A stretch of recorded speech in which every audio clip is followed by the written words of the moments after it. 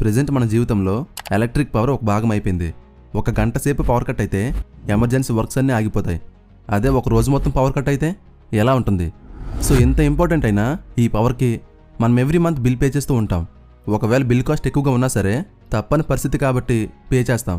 అయితే ఒకసారి ఇమేజిన్ చేసుకోండి, ఇప్పుడు మనం యూజ్ చేస్తున్న ఈ పవర్ మొత్తం వైర్స్ లేకుండా మన వరకు వస్తే ఎలా ఉంటుంది? అది కూడా ఫ్రీ ఆఫ్ కాస్ట్లో వస్తే ఎలా ఉంటుంది? అంటే ₹1 కూడా పే చేయకుండా పవర్ని వైర్లెస్గా యూజ్ చేస్తే ఎలా ఉంటుంది?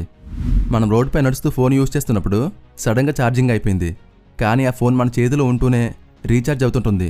అంటే ఎలాంటి పవర్ కనెక్షన్ లేకుండా ఫోన్ ఆటోమేటిక్గా ఛార్జ్ అవుతుంది.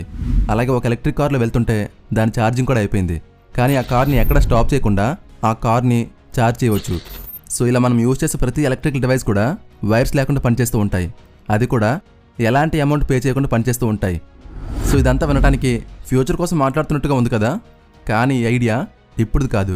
1890స్లో ఒక మేధావి బుర్రలో వచ్చిన ఐడియా ఇది. అతని పేరే నికోలా టెస్లా.